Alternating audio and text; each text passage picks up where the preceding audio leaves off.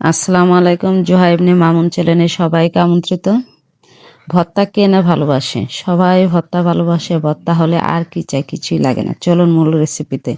এখানে কতগুলা চুই চুয়া শাক নিয়েছি, আর এগুলো ভালো করে পরিষ্কার করে নিয়েছি। এখন কুচি কুচি করে পলে নেব। না পড়লেও পারেন, তারপর আমি একটু পলে নিচ্ছি যাতে সুবিধা হয়। এখানে রসুন কুচি আর সরিষার তেল দিয়ে এগুলো ভালো করে ভেজে নেব। চুই শাকগুলো, এই ভর্তাটা খেতে খুবই ভালো লাগে। এখানে ধনিয়া পাতা কিছু ভেজে নিয়েছিলাম সঙ্গে। আর চুই শাকগুলো আমার ভাজা হয়ে গেছে। কিছু পেঁয়াজ কুচি, পরিমাণ মতো লবণ, আর এখানে আমি মরিচ দিচ্ছি না। আপনারা ঝালটা এখানে তো মরিচ নেই, কারণ আমার ঝাল পছন্দ না। আপনারা আরো ঝাল পছন্দ হলে ঝালটা দিয়ে নেবেন, মরিচ ভেজে মেখে নেবেন। দেখতে যেমন সুন্দর, খেতে খুব মজা, গরম ভাতের সাথে খুবই ভালো লাগে। এবার দ্বিতীয় রেসিপিটি, এখানে লাউ পাতা সরষের তেলে কিছু রসুন কুচি দিয়েছি, আর লাউ পাতাটি দিয়ে ভালোভাবে ঢেকে দেব।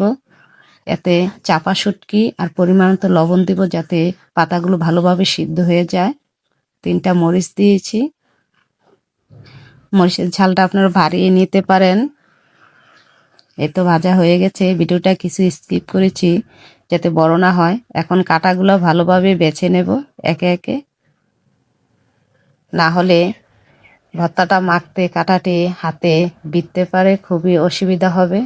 তাই ভালোভাবে কাটাগুলো বেছে নিতে হবে। কাটাগুলো খুব নিখুঁত। এখন রসুনগুলার ছোলাও বেছে নিয়ে সবগুলো একসঙ্গে পেঁয়াজ কুচি মরিচ দিয়ে ভালোভাবে, লবণের প্রয়োজন নাই কারণ শাকে আগে লবণ দিয়ে রেখেছিলাম। এই তো ভালোভাবে মেখে নিলাম। এখন লাউ শাকগুলা হাতে কষলিয়ে নেবেন। যদি না পারেন একটু কেচে দিয়ে কেটে নিতেও পারেন, সমস্যা নাই, কিন্তু আমি হাতে কষলিয়ে নিচ্ছি। এখন সরিষার তেল দিয়ে ভালোভাবে মেখে নেব একসঙ্গে। খুব সহজভাবে দেখিয়েছি যে সবাই এই ভর্তাটা বানাতে পারেন, কোনো বাটাবাটির ঝামেলা ছাড়াই। আর হাতে বাঁকা ভর্তাটা খুবই ভালো লাগে, তার টেস্ট অন্যরকম, সব ভর্তার থেকে আলাদা। এই তো ভর্তা রেডি হয়ে গেছে। এই ভর্তাটা বানাতে যেমন সহজ, খেতেও খুব মজা, খুবই ভালো লাগে।